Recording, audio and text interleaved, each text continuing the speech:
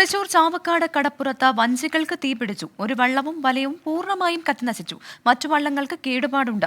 Guruvayur fire force, coastal police സംഘങ്ങളെത്തിയാണ് തീയണച്ചത്. സൂരജ് സജി വിവരങ്ങളുമായി തൃശൂരിൽ നിന്ന് ചേരുന്നുണ്ട്. സൂരജ്, എത്രത്തോളം വലിയ നാശനഷ്ടമാണ് കണക്കാക്കുന്നത്? ഒപ്പം തന്നെ ഈ തീപിടുത്തത്തിന് കാരണം എന്താണെന്നാണ് മനസ്സിലാക്കുന്നത്?